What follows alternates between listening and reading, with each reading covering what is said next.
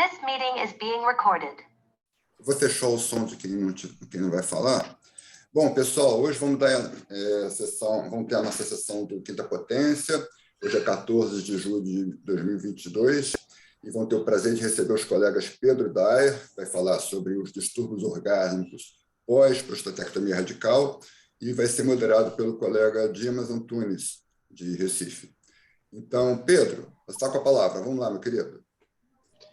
Bom, então, boa noite a todo mundo. Agradecer aí o convite, né, de participar do grupo. Para mim é uma alegria, ainda mais estar entre amigos. Camilo, Dimas, foi meu R+, né? Quando eu estava entrando na cirurgia geral, o Dimas já estava acabando a uro, mas ficamos amigos. E é isso. Então, hoje, o tema selecionado foi para a gente discutir, é uma fala rápida, né? Para a gente discutir os distúrbios orgásmicos após a cirurgia de prostatectomia radical, né? Então, vamos lá.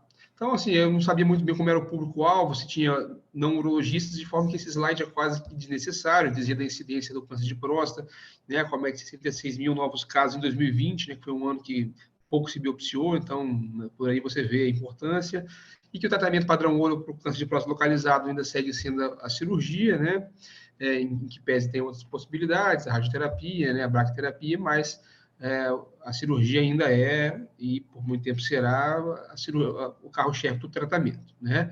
E a melhora nos métodos de detecção e tratamento do câncer de próstata acabaram por incluir o homem mais jovem nessa casuística, né? E misturando um pouco, né? Diversificando um pouco esse perfil dos pacientes submetidos à cirurgia, e com isso mudando também as complicações. Em que pese se tem evoluído, né, nos detalhes técnicos das cirurgias, na preservação do feixe, né, a neuropraxia, a hipóxia, a fibrose e a apoptose do músculo liso cavernoso continuam compondo aí, né, uma série de agravos à saúde, né, ao tecido erétil, né, e à inervação peniana, de forma que isso acarretam a piora da função sexual e impactam de sobremaneira a qualidade de vida desses pacientes. As complicações mais temidas, a gente está, né, mais do que habituado a isso, são né, a incontinência urinária aos esforços e a disfunção erétil, mas na verdade a gente abrange um grupo um pouco maior a disfunção sexual após a cirurgia radical de próstata, né, no qual a disfunção erétil né, e sempre será a principal complicação e mais temida, mas temos outras que devem ser citadas, como deformidades penianas, né? Já tem trabalhos correlacionando doenças de peronia após a cirurgia radical, redução da libido, distúrbios ejaculatórios, né? Sempre a anejaculação, e distúrbios orgásmicos, que é o objetivo da nossa aula de hoje, da nossa fala aqui. Então, eu separei três alterações, 3 distúrbios para a gente esmiuçar um pouco melhor: a climactúria, a disorgasmia e a anorgasmia, ou alteração da intensidade ou da sensação do orgasmo, né? Vamos falar um pouco de cada um. Então, a climactúria foi descrita em 96 pelo Coleman, e ele definiu como climactúria a perda involuntária de urina no momento do orgasmo, né? Então, é importante a gente diferenciar a climactúria da incontinência excitatória, que é a perda involuntária de urina durante a excitação, né, as preliminares, ou até mesmo a masturbação, que é diferente da perda involuntária no clímax, né? A prevalência tem uma variabilidade muito grande, né, até porque é um assunto pouco estudado, que de 5 anos para cá ganhou um pouco mais de força, mas as amostras dos trabalhos ainda são um pouco heterogêneas, de forma que a prevalência vai de 20% a 93%, né? O mecanismo ainda é incerto, mas advoga-se que lesões, né, neurológicas do nervo pudendo, ou lesões do colo vesical e até dano à musculatura esfincteriana podem estar relacionados com a climactúria, e a diminuição do comprimento funcional da uretra também, né, durante a secção, e a anastomose também pode implicar na climactúria. E desses pacientes que têm a climactúria, com que frequência eles apresentam os episódios? Em todas as vezes das quais eles vão para a relação sexual? Não, né? 70% dos pacientes apresentam a climactúria e essas perdas involuntárias em metade das relações ou até menos, né? Então, isso é também importante para a gente lá na frente, discutir um pouco do impacto disso aí, né, na qualidade de vida dos pacientes. A associação com a incontinência urinária de esforço é controversa, em que pese parece ser muito óbvia, né, mas algumas séries conseguem traçar essa correlação com significância e outras não. Tem pacientes que possuem incontinência urinária de esforço e não têm climactúria, como tem pacientes que não têm incontinência urinária de esforço e têm climactúria, né? O que parece ser um consenso é que a climactúria ela reduz à medida em que se afasta da cirurgia, então ela, né, ela vai diminuindo a sua prevalência com o tempo. A via cirúrgica, né, com relação à climactúria, não tem grandes diferenças entre as vias. Na verdade, há uma recuperação precoce da climactúria nos pacientes submetidos à via robótica, né? Mas no follow-up mais longo, os resultados se encontram como em quase tudo, né? Na disfunção erétil ainda é, na incontinência urinária também é. Na climactúria não é diferente.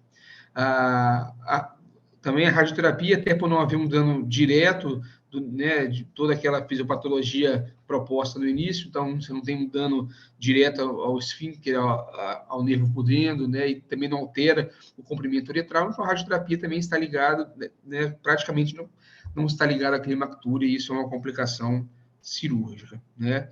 E aí o impacto na vida sexual, as séries variam muito essa análise, né? Você tem séries que avaliam que dos pacientes com climactúria, quase 30% dos pacientes preferem não ter vida sexual a ter o constrangimento da climactúria. Enquanto tem outras séries que avaliam que o impacto não é tão grande, sobretudo para a parceria, que isso é algo muito mais que incomoda o paciente e a parceria, quando perguntada, não tem tanto impacto, não tem tanto desconforto. Bom, e o tratamento, né? O tratamento da climactúria, até pelo mecanismo ser incerto, também a gente não tem um tratamento definitivo, né, sabidamente eficaz e que resolva a questão. A gente começa sempre com medidas comportamentais, orientar esses pacientes a fazer uma micção antes da relação, né? E alguns pacientes para usar o preservativo, né? É claro que aí faz um adendo, os pacientes que têm perdas de grande volume são pacientes não tão candidatos ao uso do preservativo, mas tem um trabalho que mostra que a perda gira em torno de 5 ml na maioria dos casos. Então, você pode usar o preservativo como um método de barreira mesmo, né? A fisioterapia do assoalho pélvico também tem resultados controversos, né? Mas a gente não descarta, está no armamentário, né? E o uso de dispositivos penianos, como anéis de compressão, né, que fazem qualquer compressão uretral, quando você vai para a prática, perde a espontaneidade, fica quase que restrito mesmo à teoria. Você não tem, né, a adesão dos pacientes a esses dispositivos, né, é ruim, nem sempre tem aquela ereção suficiente para fazer a compressão, então não é um cenário dos melhores. E a gente entra no tratamento cirúrgico. Por muito tempo se usou, ainda se usa, o esfíncter urinário artificial e o sling, mas para tratar os pacientes com incontinência urinária de esforço. E aqueles pacientes que têm a climactúria concomitante, vem benefício quando você lança a mão dessas técnicas, né? Especificamente para a climactúria, foi desenvolvida em 2005, né, essa técnica do mini Juppet, que é você colocar um enxerto na região bulbar, né, onde você coloca o enxerto fixa os dois corpos cavernosos, né? E você tem que colocar, ou já ter colocado, em concomitante, a prótese inflável. Porque qual que é o racional? Você limita o espaço de expansão desse cilindro, e à medida que o cilindro está desativado, esse corpo cavernoso está expandido, a uretra está livre. E a hora que você aciona o dispositivo e infla o cilindro do corpo cavernoso, por ele estar com um espaço de expansão restrito, ele acaba por constringir esse corpo cavernoso e fecha essa uretra no momento, né, da ereção, exclusivamente no ato sexual. Então, os resultados são promissores, mas os trabalhos ainda patinam porque é uma amostra, né, limitada, porque tem que botar prótese inflável, né? Mas assim, os resultados são bons, mas precisa de um follow-up maior e de um N maior também. E ainda assim vai ser difícil de instituir isso como um tratamento, né, indicado pelo custo exorbitante da prótese inflável, né? Bom, a disorgasmia é definida como uma sensação dolorosa durante o orgasmo, tem uma prevalência menor que a climactúria, né? Nas séries variam de 3% a 18%, né? A dor pode ser referida em pênis, reto, testículo e abdômen inferior. Um mecanismo também desconhecido, mas advoga-se que o fechamento do colo vesical possa trazer espasmos da anastomose vesicuretral ou simplesmente uma distonia dessa musculatura do assoalho pélvico pós-PTR. Também se nota que, à medida que se afasta da cirurgia, a prevalência da disorgasmia também reduz, né? E o tratamento é absolutamente limitado, né? Todas as séries usaram alfa-bloqueador, pelo menos os resultados foram bons, né? A melhor série mostrou o uso de tansulosina, de 0,4 miligramas, que a gente está habituado, com 77% de melhora, né, dessa disorgasmia. Então, a gente fica realmente limitado. E isso corrobora um pouco com a fisiopatologia, né? Que à medida que você relaxa essa musculatura, diminui o espasmo, e aí você melhora a disorgasmia. Então, né, se conversam o tratamento com a fisiopatologia. E alterações na intensidade, né, ou anorgasmia, né, ela também tem uma prevalência muito variável, que vai de 3,9% a 70%. Aqui também, na verdade a própria caracterização desse distúrbio ela é muito fluida, né? O que é alteração na intensidade? Então, o que é diminuir, o que é aumentar, o que é não ter? Os pacientes, né, muitas vezes têm até essa dificuldade em compreender e explicar, né, em poder referir. Bom, a causa exata dessa possível alteração também, né, não se sabe, mas é um componente psicogênico, né, tem um componente psicogênico da cirurgia, né, sobretudo quando associado à disfunção erétil, né, se advoga de que com a ereção de qualidade ruim se estimula menos o nervo peniano dorsal, então tem uma menor sensibilidade, né, em que pese a população tenha né, rejuvenescida, a população submetida à prostatectomia, mas ainda classicamente uma população idosa, e com isso já pode ter algum certo grau de hipogonadismo, de hipossensibilidade, né? E também a ausência de contração da vesícula no ato da emissão também parece fazer do orgasmo menos satisfatório. E o tratamento, não há um tratamento eficaz para este cenário, na verdade, cai aí naquilo que a SBU discutiu semana passada, acho que inclusive com o Dima estava moderando, que são os distúrbios, né, orgásmicos como um todo, a anorgasmia nesse cenário também não é diferente do paciente que tem uma anorgasmia sem ter operado, né? Bom, então, por fim, na verdade, a disfunção sexual pós-PTR não se limita à disfunção erétil, né? Em que pese, claro, o grande impacto, né, na qualidade de vida vem da disfunção erétil, da incapacidade de penetrar, né? Mas os distúrbios orgásmicos precisam fazer parte desse aconselhamento pré-operatório, né? No nosso trabalho no HC, que na verdade foi o que motivou essa aula toda, a gente pergunta ativamente para os pacientes quantos deles foram avisados, né, durante a conversa antes da cirurgia, dessa possibilidade. E o índice de 90% não sabe nem do que se trata, né? Não só não foram avisados, como não sabem e acabaram descobrindo depois que tiveram. Então, precisa estar nesse cenário, né? Claro, você não precisa dar a mesma importância, mas o paciente precisa saber que existe essa complicação, né? E que o tratamento nem sempre é fácil, né? Mas é isso, como eu falei, ainda faltam alguns estudos mais robustos, com N's maiores, com amostras mais homogêneas, que consigam aí, né, avaliar qual é o impacto da disfunção erétil nesses distúrbios orgásmicos todos, né? Às vezes fazer um grupo controle com pacientes que ficaram com a ereção mantida, né? Para você poder isolar especificamente, né, o impacto desses sintomas. Então, e aí sim, elucidar a fisiopatologia, propor tratamento eficaz, eu acho que é um campo ainda aberto, que tem muito a se estudar, né, nos próximos anos. Bom, em síntese era isso, eu encerro só convidando, vai ter a Jornada Capixaba de Urologia, 19 e 20 de agosto, né, para a gente da disfunção sexual, eu vou estar participando, Camila vai estar participando, vai vir Bruno Nascimento, vem, o Eduardo Berteiro vem, vai ser uma programação bem legal, embora contemple todas as áreas da urologia, mas fica aí o convite, sei que tem gente do Brasil todo no grupo, então é isso aí, tá bom? show de bola, Pedrão. Obrigado, Pedro. Show de bola. Vamos lá. Excelente. Eu acho que assim, para a gente discutir, o que você colocou aí no final, nesse último slide, é um dado super importante, né? Num paciente que vai ser submetido à prostatectomia radical, muitas vezes isso não é explanado. O Bruno tinha me levantado esses dados também do HC, né?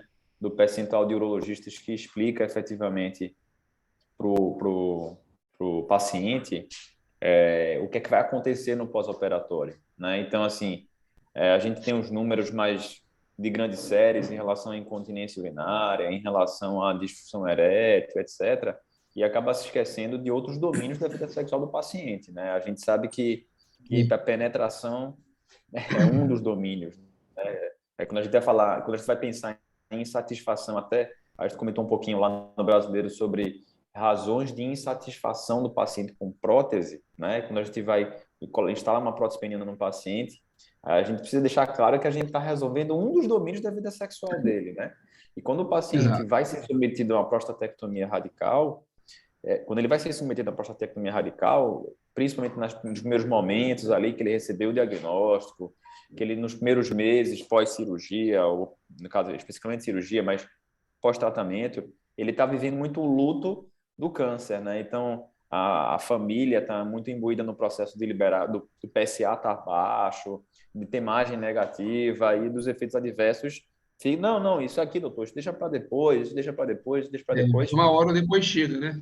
Mas uma hora chega, no luto o PSA cai e esse luto vai desaparecer porque o paciente, vamos lá, eu quero ter relação, etc. Então, assim, explicar isso no pré-operatório, o que é que vai acontecer, não só em relação à prostatéia, como, né, sabidamente, ressecção transuretral pode levar com uma ejaculação retrógrada, isso tem que ser muito bem explicado para o paciente, porque aquele domínio da vida sexual dele pode ser que ele seja perdido ou cause um transtorno maior para ele.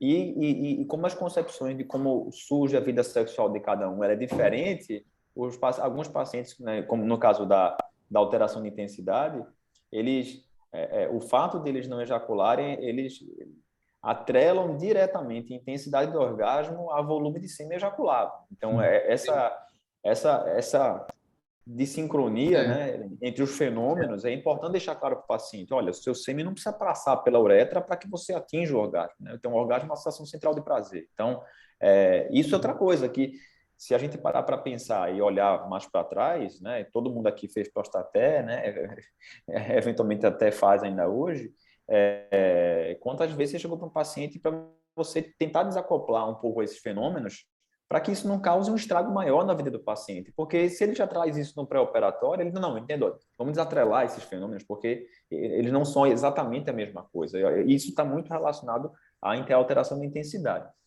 Em relação à climactúria, como você colocou, a climactúria a mini jupete, né, que é um tratamento cirúrgico específico para isso, o racional é super interessante, né? Mas é no paciente que tem disfunção erétil, né?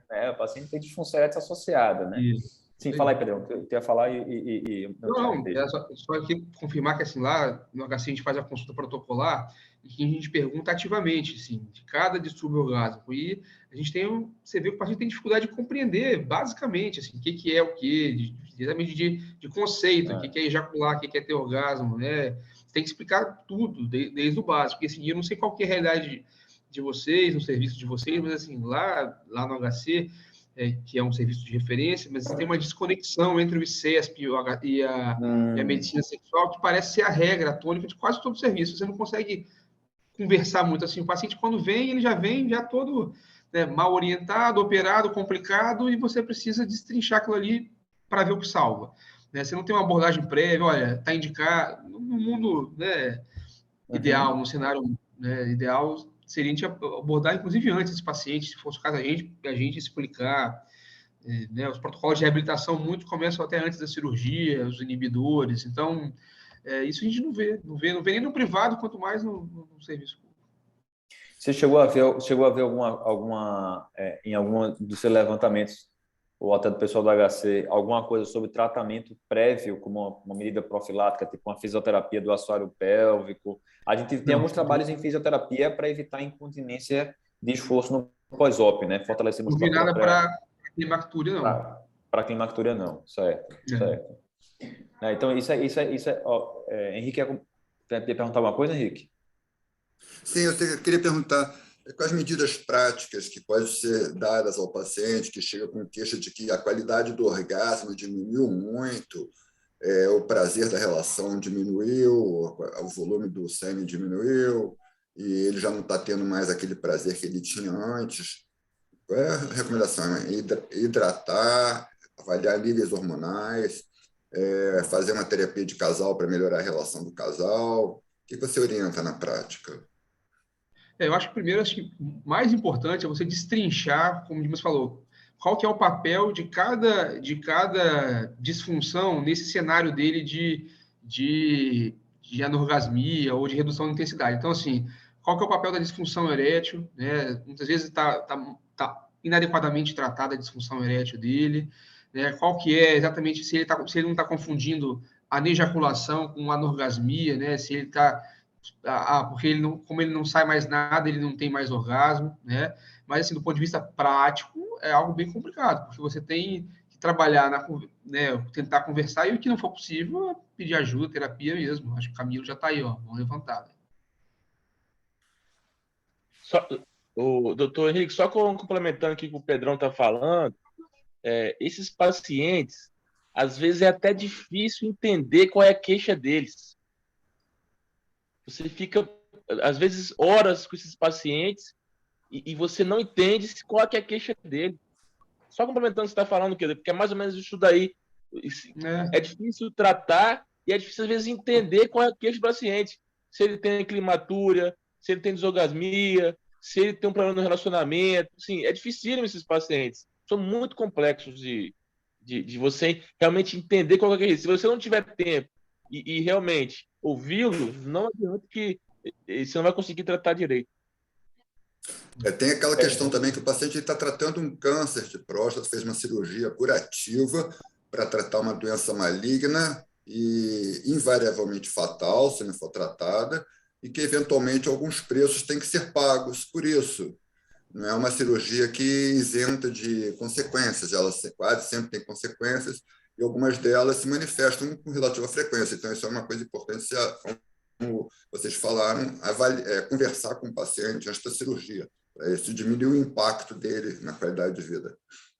E só complementando o que o Pedro falou também, doutor Henrique, quando a gente recebe esses pacientes, os colegas nem sequer tocam na função sexual. Essa é a verdade, não é, Pedro? Mais ou menos o que você falou aí. É como se não existisse função sexual, né? E aí, de repente, a gente que faz mais essa parte, isso se vê de um problema seríssimo, né? Na verdade, assim, a conversa inicial, pré-operatória, ela tem que ser ali na dose certa para não assustar, para o paciente não querer ir para a radioterapia. Então, também, Sim, com eu entendo um certeza, pouco né? isso também. É um morde e assopra, né? Acabando de Você não pode, um morde e você não assopra. pode, né? Você não pode pegar lá aquele termo, igual você vai comprar uma passagem de avião, que você assina o termo que você está ciente que o avião pode cair. Você não quer ler aquilo ali, né? Você assina, mas você não quer saber, entendeu? E a mesma coisa é o paciente que vai operar a próstata. É claro que ele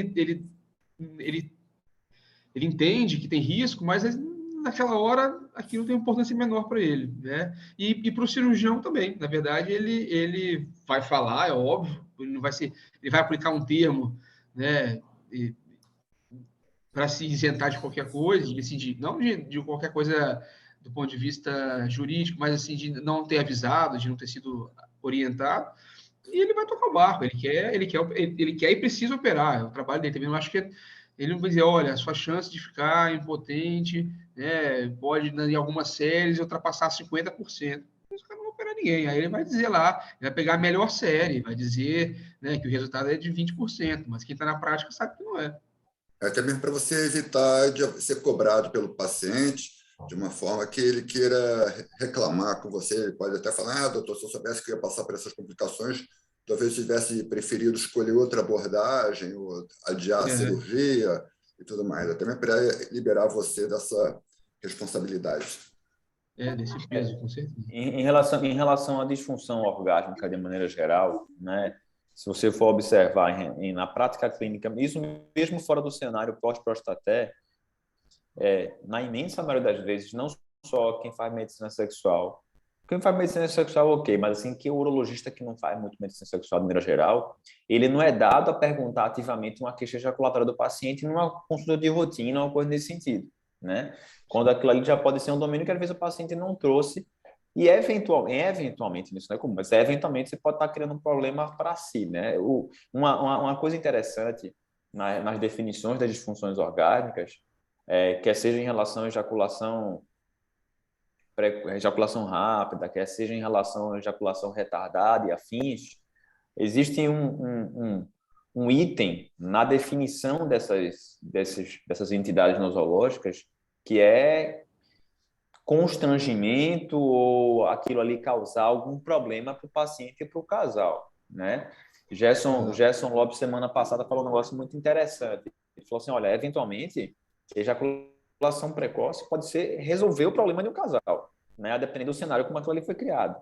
E a ejaculação retardada pode resolver o problema de um casal, né? Então, assim, se não houver dano, né, algum constrangimento ou aflição por parte do paciente, isso não necessariamente é um problema, né? Então, trazer o assunto para a consulta é interessante, mas a minha impressão é que a gente acaba, e aí eu vou puxar um meia-culpa, pelo fato de a gente não compreender tanta coisa, né?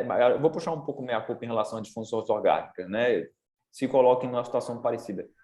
Por a gente não ter um arsenal muito chancelado de tratamento, pelo fato de a gente compreender pouco processos relativos a disfunções orgásmicas, a gente fica, né, meio querendo se querer entrar naquele assunto ali, você não quer, às vezes, destrinchar muito o assunto, porque você falou, pô, né, o que é que eu vou dar para esse camarada se eventualmente ele tiver ejaculação retardada mesmo?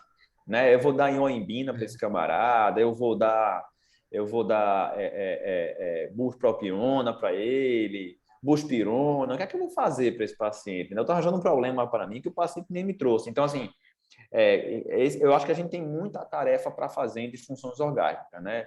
Ejaculação precoce é tão mais frequente que disfunção erétil e a gente ainda tem que estar se enrolando em definição, né? Então, respondendo aí o que o Henrique tinha colocado, no cenário do paciente que tem alteração de intensidade ou anorgasmia, eu acho que o primeiro passo da gente é acolher o paciente, entendendo que ele não está só nessa jogada, né? Eu tenho certeza que ninguém aqui tem uma ultra mega experiência com qualquer ultra mega medicação para anorgasmia. É difícil você ver isso, né? Quando a gente vai pesquisar, a literatura é super frustra quando é relato de caso, quando é série de caso, quando é alguma coisa ou outra, um trabalho. Qual o arsenal propedêutico que você vai fazer em relação a isso? Você vai fazer uma ressonância? Se você vai fazer uma vesiculoscopia no paciente que, óbvio, que não fez prostaté, né? Um TURED, né? Você vai passar um ureteroscópio lá para ver se ele tem uma calcificação de vesícula seminal que está justificando uma dor orgásmica, uma desorgasmia no paciente, né? Esse arsenal propedêutico e terapêutico não é tão rico assim. A gente fica se prendendo um pouco isso. Mas eu acho que o primeiro passo, respondendo a pergunta, é a gente tentar, número 1, acolher o paciente, entender esse processo de como isso está sendo concebido, a vida sexual foi concebida ao longo e foi construída para aquele casal, né? Assim como a infertilidade conjugal, eu acho que medicina sexual a gente trata o casal, então trazer a parceira para a jogada é super importante, né? Entender como é que eles concebem, etc. E eu acho que o segundo ponto é cascavelhar a causa, né? Às vezes esse paciente tem um hipogonadismo, às vezes esse paciente usa medicação que a gente não julga nem que dá problema, um diurético tiazídico, ele toma lá um Rivotril de vez em nunca, né? E o processo de envelhecimento de alguns pacientes faz com que ele leve aquele retardo orgásmico, né? Às vezes ele tem até relações satisfatórias em relação à ereção, mas ele tem espaços orgásmicos, né? Ele tem dentro do processo de envelhecimento aí que a gente tenta frear, mas a gente sabe que em alguns momentos a gente vai ficar preso a um arsenal restrito. Ô, Dimas, você já viu aquela estenose da anastomose do pós-operatório? Estenose anastomose pós-prostatéria? Sim. Isso. Sim. Porque é uma coisa que às vezes pode realmente acontecer, como o Pedro falou, né? E a gente não está muito ligado nisso. Tem uma coisa a ser investigada também, né? Sim. Pode causar dor. Eu acho que Diminuição O do paciente volume. tem que ser investigado. Eu acho que assim, no paciente pós-prostaté, que tem disorgasmia ou qualquer coisa nesse sentido, eu acho que a gente não pode esquecer toda a análise, né? Fazer eventualmente um exame de imagem ou uma ureteroscopia, uma uretroscopia mesmo. Pô, esse paciente tem esclerose de colo aqui, pode ser uma causa da dor, né? Combinar bem com o paciente isso, né? Porque eventualmente uma uretrotomia ali com a faca de Colles naquela região pode piorar uma incontinência de urina que o camarada tá ali, né? E o cara, porra, ó, vamos combinar, eu vou entrar, se tiver lá eu vou abrir mais, eu não vou, né? Mas eu acho que ainda é um campo bem amplo para ser estudado e é um assunto espinhoso, né, Pedrão? Dessa vez aí que passaram um assunto. Com certeza. A disfunção orgânica sempre é um assunto espinhoso. É engraçado que eu fiz o trabalho lá, mas foi em 2020. Aí já levei para 2 congressos. Aí o tema vai atrás de você. Você vai andando, o tema vai atrás de você. Certeza, Mas é bom, certeza. eu acabei revisando muito isso aí, né? Para escrever o artigo, tudo, então. Mas é espinhoso. Chega na parte de tratamento, meu amigo, começa. Cada um tem uma concepção, tem uma ideia, mas é isso. Quando você tem muita opção para uma coisa só, porque nenhuma presta, né? E Com certeza, com certeza. não deixa de ser. Outra coisa que a gente tem que levantar, às vezes, o paciente às vezes chega para a gente, não sei se aconteceu isso com vocês, o paciente chega para a gente para tratar, por exemplo, disfunção erétil pós-prostaté. E às vezes esse cara tá baita incontinente, né? Tá baita incontinente, e aí você quer resolver o problema do camarada, e às vezes a gente é tentado, né? A gente é tentado a botar uma prótese nesse camarada, só que o camarada tá incontinente, né? Então, assim, isso tem que ser muito amarrado com o pessoal da reconstrutora para avaliar bem isso daí, fazer um sling. Eu tenho um paciente que chegou exatamente desse jeito para mim semana retrasada e o camarada nem incontinente, né? Ele está com incontinência, entra naqueles 2% lá que já faz mais de 3 anos que o camarada está em uso de fralda, mas esse cara está incontinente. Eu falo, olha, você vai conversar primeiro com o camarada da reconstrutora, né? Eu confesso que eu tenho um pouco de experiência em esfíncter com prótese no mesmo momento. É possível, mas não sei qual é a experiência de vocês. Eu prefiro que ele resolva a vida dele lá da incontinência para depois a gente vir para cá, para a prótese, né? E aí você fica amarrado com o paciente, você fica querendo resolver, é sua especialidade, né? Você faz muito medsex, você fica querendo resolver ali, mas pode ser criar um problema sério para esse paciente, né? Ele pode perder a oportunidade de ter um tratamento adequado em relação à incontinência dele, porque ele está muito no afã de ter relação, né? E ter relação num cenário que o paciente tem uma incontinência contínua como essa, não é nem climatura, né, Pedrão? O paciente é incontinente mesmo, né? Então, aí o próprio aumento da pressão intraabdominal na preliminar já foi, né? Já faz o camarada perder, E o mesmo é o contrário, para a estenose de uretra também. Aquela esclerose de colo, você quer botar... Quantas vezes a gente... Né, nossa escola é a mesma, então a gente ia lá botar prótese. A sonda não passou, acabou. Acaba a cirurgia, vai tratar a uretra. Vai tratar a uretra primeiro. Com certeza. Francisco, quer perguntar, Francisco? Tá no mudo, Francisco. Tá no áudio, tá desligado aí. Então, eu queria fazer algumas considerações, que esse negócio eu fiz em cirurgia aberta só 1.200 cirurgias. Então, alguma coisa eu aprendi e fui ver muita gente bacana falando de anatomia, fisiologia, etc. Eu acabei recentemente de escrever um livro, aliás, eu preciso publicar o 2º volume, está pronto, mas eu não estou sem tempo, sobre HPB. Então, eu estudei muito esse cenário de anatomia. Eu acho que a gente está muito ainda não tendo conhecimentos sólidos de anatomia. E isso faz uma diferença no planejamento da cirurgia. Por exemplo, quando a gente vai fazer uma prostatectomia radical, normalmente todo mundo faz atualmente uma ressonância nuclear magnética. Isso é praxe. Vamos fazer, se tem condição, você vai pedir. Agora, quantas vezes o médico que fez a sua ressonância mediu para você a extensão da tua uretra membranosa? Membranosa, justamente. Nunca. Ele nem enxerga isso. Então, tem coisas da anatomia que fazem a diferença. Hoje, na minha cabeça, entendendo um pouco mais a fisiopatologia da continência urinária e da ejaculação, as coisas mudaram a minha visão ao longo da minha experiência, até com os próprios pacientes. Eu já vi paciente, 2, que voltaram a ter ereção, porque até 1 ano e 2 meses, 3 meses, depois eu fiquei com vergonha até de perguntar, porque eu tinha operado o cidadão, os caras eram absolutamente impotentes. 3 anos se passaram, ou seja, 36 meses, e os caras voltaram a ter ereção absolutamente normal. Eu não acreditei. Ambos trouxeram a mulher na próxima consulta para ela confirmar que ele voltou a ter ereção. Então, são coisas assim que a medicina, meu Deus, esse caso acabou de me ensinar muita coisa. Então, a primeira coisa é essa. O trauma causado na banda neurovascular, às vezes, é intenso, só que o organismo refaz algumas coisas, seja as vias arteriais, nervosas ou venosas da banda, e a pessoa pode recuperar. Primeira coisa que eu aprendi é isso. Veja, nós nunca prestamos atenção na qualidade do detrusor desse paciente. Quanto esse paciente tem um detrusor já comprometido pelas lesões do HPB? Porque o HPV todos nós temos mais de 25 anos de idade, então todos nós temos HPV. Agora, qual que é a importância do HPV? O quanto que isso alterou o detrusor? A gente não dá nem atenção. A gente dá os pontos lá, você vê bexigas extremamente espessadas. É óbvio que esse caso é diferente de um cara de 40 anos de idade, que você vai fazer uma prostatectomia radical, onde tudo é lindo e maravilhoso.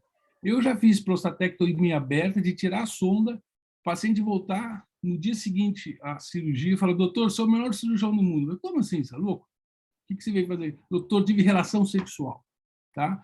Então, depende da qualidade da cirurgia. Só que nenhum cirurgião do mundo vai conseguir repetir uma qualidade de prostatectomia radical para todos os seus pacientes. Pode esquecer que ninguém vai fazer uma vez. Agora eu aprendi a fazer esse negócio ficar potente e continente. Vai seguir e fazer todos. Cada caso é um caso, cada caso é um ensinamento. As anatomias da próstata são as mais alteradas possível. Tem próstata que cresce por debaixo da uretra, tem próstata que é por cima, tem próstata que é bojuda. Tudo isso tem diferença. Tudo isso vai ter um impacto na continência urinária desse paciente. Se ela é mais larga, se ela é mais longa. Parece brincadeira essas coisas que eu estou falando, mas é verdade. Por exemplo, uma coisa é operar um paciente de 70 anos de idade, onde você vê vesículas atróficas. Outra coisa é operar um cara de 50 anos de idade, que você vê uma bexiga super distendida, cheio de líquido seminal. Uma coisa é perguntar para os pacientes há quanto tempo o senhor vem observando a sua diminuição da ejaculação. Doutor, eu já nem ejaculo mais há muito tempo. O cara tem ereção, com dificuldade, mas ele não ejacula. Então, são pacientes diferentes. O problema é que nós jogamos tudo no mesmo balaio e começamos a falar um monte de coisa. Por exemplo, vou dizer uma coisa que me chamou muita atenção. Estudando a anatomia da próstata para HPB, nós temos 2 esfíncteres. Nós temos o esfíncter externo, que é uretra membranosa, e nós temos o liso esfíncter. Então, o que acontece? São coisas diferentes. Você faz uma prostaté e você preserva o máximo que dá da uretra para dentro da próstata, porque as anatomias são diferentes, esse paciente vai ficar continente mais precoce. Você está preservando mais liso esfíncter, porque o liso esfíncter vem da uretra membranosa para toda a uretra prostática. Tá? Então, essas coisas são diferentes.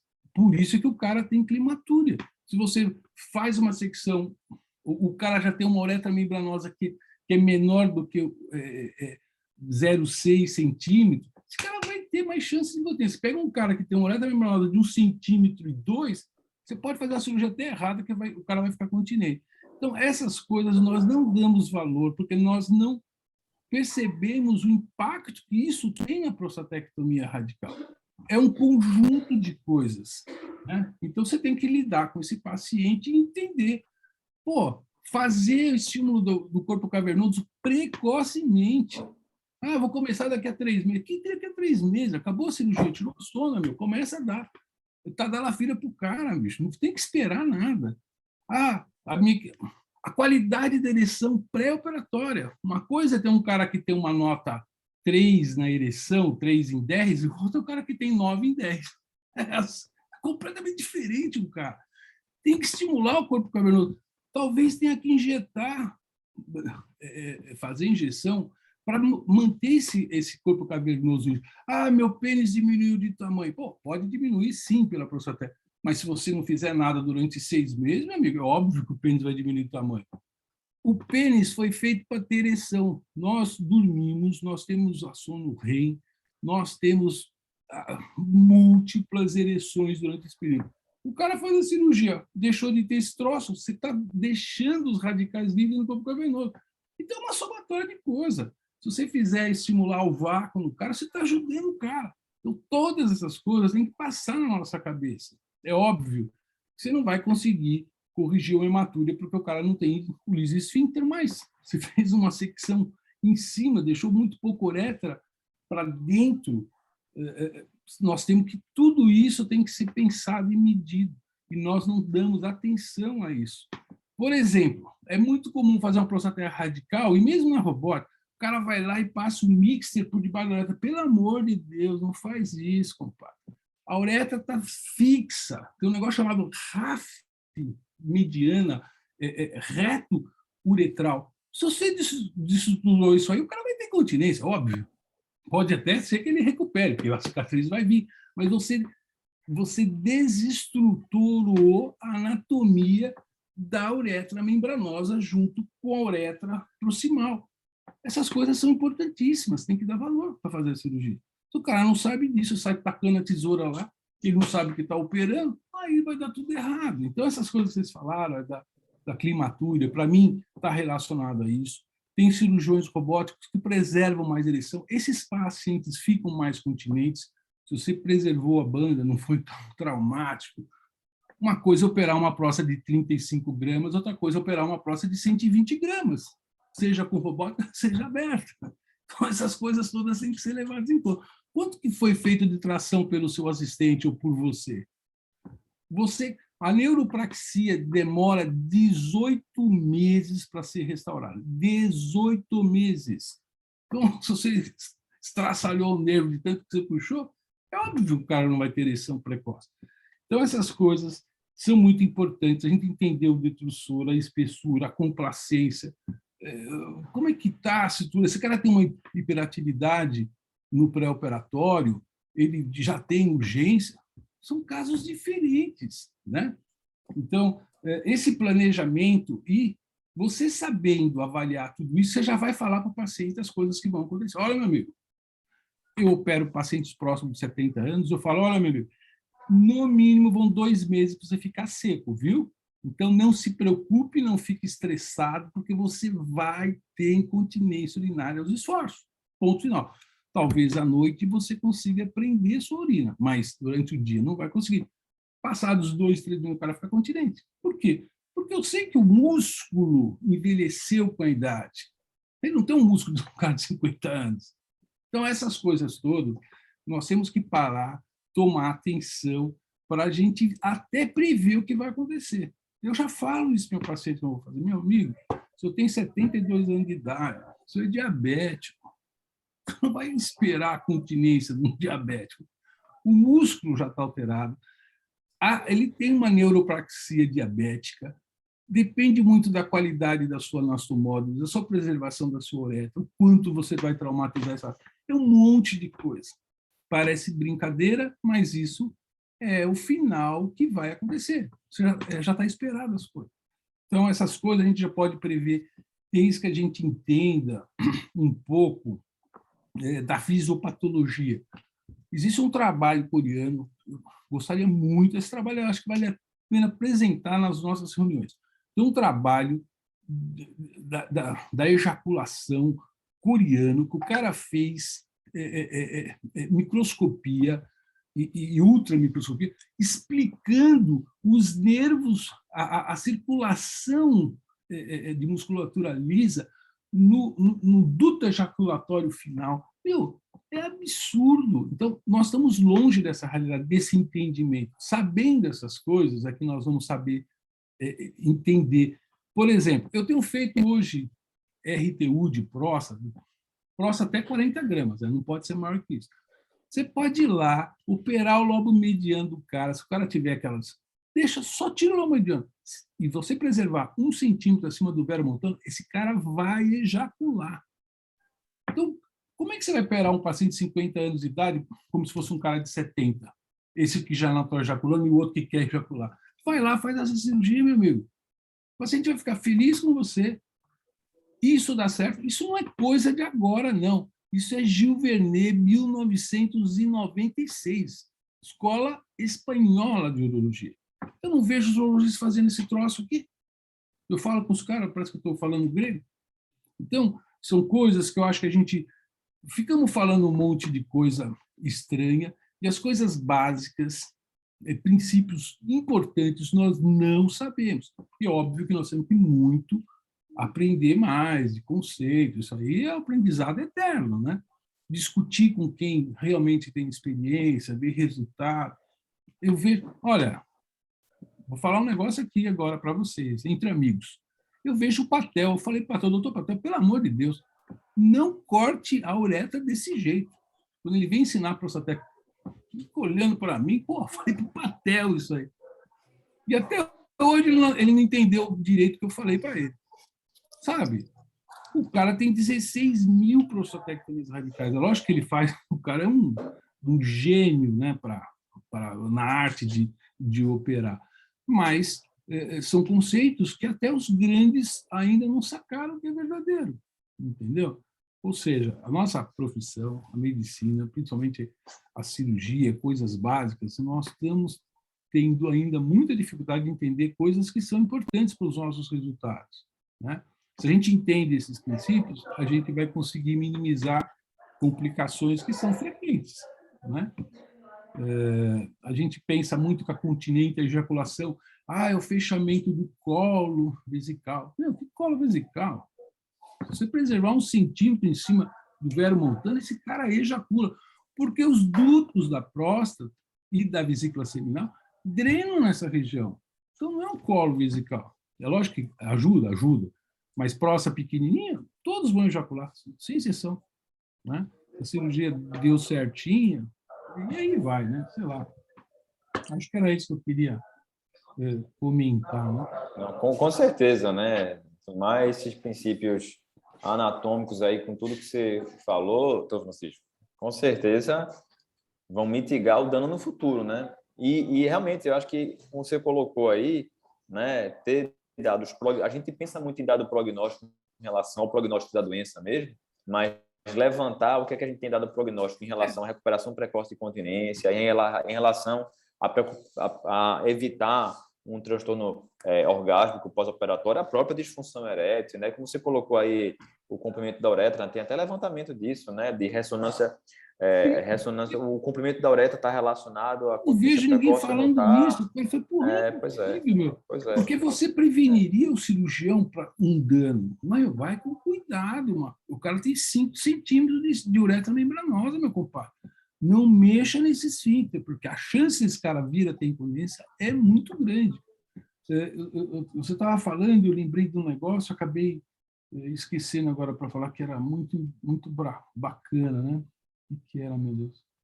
Você estava falando... Não, o que você colocou em relação ao tempo entre prostaté e você tem uma ereção plena, né? Não é à toa que a maioria de quem coloca a prótese não espera um tempo tão curto, a não ser que o prognóstico seja muito ruim de saída, né? Então, acho que você colocou, você é muito feliz em colocar que se um paciente tem dados prognósticos ruins de recuperação, quer dizer, olha, uma coisa é você pegar um paciente de 50 anos de idade que fez uma prostatectomia radical por um Gleason 6 com um risco baixo, quem fez a cirurgia, de repente você até entrou, acompanhou essa cirurgia, aparentemente teve aparentemente uma preservação de feixe, uma cirurgia bem feita, a uretra foi cortada direitinho, o cara tinha lá 1,5 centímetro de uretra membranosa, né? No melhor dos cenários, você esperar a recuperação de continência de potência desse paciente. E a outra coisa é um paciente que era um Gleason 9, que o camarada que teve que chegar estourando tudo lá e depois o cara foi irradiado em cima, teve que entrar em bloqueio, quer dizer, são situações totalmente dicotômicas para você indicar ou não indicar um tratamento mais invasivo de uma forma mais precoce. Quer dizer, aqui a prostatectomia radical, aparentemente nerve sparing, você talvez esperasse mais tempo para indicar uma prótese, e aqui é um camarada que foi, né, virou uma catástrofe a vida sexual desse paciente. Então, de repente, para ele, uma indicação mais precoce de prótese viesse, né? Então, esse entendimento, eu acho que ter esse dado prognóstico e conversar com quem cirurgiou, quem fez a cirurgia, né, também ajuda muito a você prospectar seu tratamento em relação a como você vai recuperar esse paciente, né? Duas coisas eu queria comentar também. Hoje, com a ressonância e os locais das biópsias, se feito adequadamente, a gente sabe onde que está a doença. A gente tem uma condição, lógico que a doença, o câncer de próstata é multifatorial, você erra Gleason, 7 vira 9, aquela coisa que todo mundo sabe. Mas, por exemplo, o cara tem um tumor na base da próstata, então a uretra pode ter câncer ali. Ninguém está falando que na região apical não vai ter câncer. Pode ter câncer, sim, mas a probabilidade é menor. Então, esse paciente você pode ser mais generoso e preservar mais a uretra intraprostática. Você entendeu? Não que você pode até, se você tiver condição para isso, faz uma biópsia de congelação, manda seu patologista lá, faz uma circunferência, manda para ele. Tem câncer? Eu não tenho. Não tem câncer. Então, bom. Eu preservei ao máximo, porque eu sei previamente, eu tenho condição de analisar a uretra além, né, pré-prostática. Então, isso é uma coisa boa. Segunda coisa que eu ia falar, eu como acompanho o paciente, tenho um paciente com mais de 20 anos operado, o paciente vai envelhecer, meu filho, ele fica continente lá, quando você fez a cirurgia, só que quando ele fica velho, nós envelhecemos o músculo detrusor. O cara, 20 anos depois, ele começa a perder urina, começa a ter, doutor, tá escapando agora. Eu falei, meu irmão, quem mandou você envelhecer? Quem mandou ter salvado a sua vida? Eu tenho que brincar com o cara, mas é a verdade. Tu tem que fazer exercício físico pélvico, talvez recupere, é o envelhecimento. Outra coisa, paciente tomou hormonioterapia pós-prostatética. Vai atrofiar o esfíncter externo do cara, compadre. Não é o cara vai engordar e perder massa muscular e o esfíncter também vai diminuir a sua espessura. Portanto, esse paciente tem mais chance de ficar incontinente. Eu mando meus pacientes que fazem hormônio, pelo amor de Deus, cara, tranca a boca e taca a andar, faça exercício. Por quê? Porque eu sei que a consequência da hormonioterapia é isso, é o enfraquecimento muscular. E piora, não é só o músculo estriado, todo o músculo, inclusive o miocárdio. Né? Inclusive o miocárdio do cara, porque ela tinha 400 de testosterona, você levou a 20, né? Então, essas coisas todas são importantes, né? O momento que você vai fazer radioterapia, a qualidade da radioterapia. A radioterapia vai irradiar a uretra membranosa. Não tenha dúvida, porque tem uma oscilação respiratória, vai atingir o esfíncter. O cara pode ficar incontinente depois de uma radioterapia, porque você está lesando mais músculo ainda, e aí vai, né? Então, o negócio é multifatorial, isso que nós estamos discutindo, não é um detalhe, são vários detalhes que a gente tem que saber para poder ajudar o paciente, se é que nós vamos conseguir clinicamente, ou às vezes a conduta é cirúrgica mesmo, como vocês apresentaram brilhantemente, essa cirurgia que eu não conheci, do implante de próstata. Da mini saia, né? Mini chupete. Racional, bonito. Agora, até essa cirurgia tem que ser. Como é que é a estrutura da uretra membranosa nessa região da uretra, do corpo cavernoso? Porque se for muito, se ela estiver muito profunda, não vai conseguir fazer uma boa captação na minha cabeça, entendeu? Cada caso é um caso, né, bicho? Cada caso é um caso. Talvez você tenha que distinção mais. A distinção do mini chupete, se não me engano, é transcorpórea, né, Pedrão? Com o implante de próstata inflável, né? Pedrão, quer fazer um comentário? Está no áudio, está desligado o som. Não, estou aqui aprendendo aqui. Estou só ouvindo. O Francisco vai lançar o livro dele aí, a gente vai aprender muita coisa. Segundo volume, né, Neto Francisco? Segundo volume já, né? Milhões de macetes. Está no mudo. Está sem som. Tá, mudei de novo. Isso. Não, o livro está escrito, né? Eu escrevi 600 páginas, né?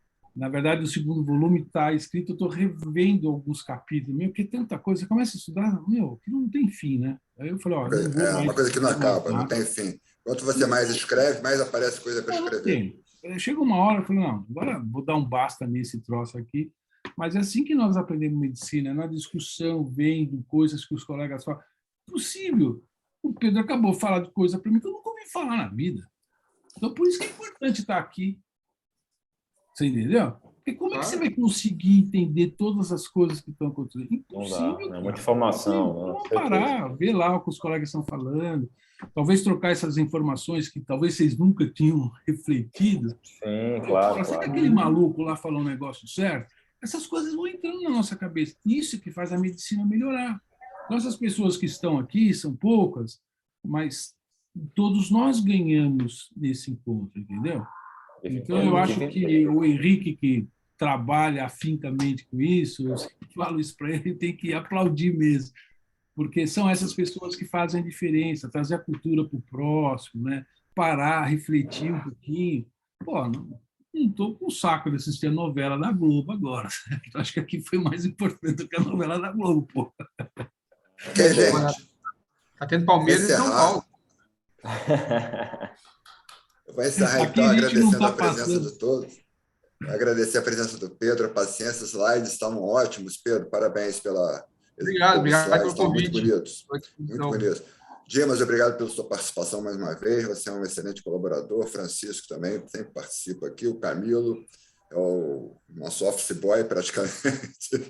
Ajuda em tudo, está sempre presente. Um abraço a todos. Muitíssimo obrigado. Anderson, obrigado pela sua Boa presença semana a aqui. todos aí. O Anderson também ficou assistindo aqui. E vai estar no YouTube, talvez no máximo até o final de semana. Vai estar no YouTube para todo mundo poder ver e divulgar. Gente, um abraço. Muito obrigado pela presença de todos. Boa noite a todo mundo aí. Um abraço. Boa noite. Tchau. Boa noite. Valeu, Boa noite, pessoal. Zaca. 10, hein? Até 10. Valeu. Tchau.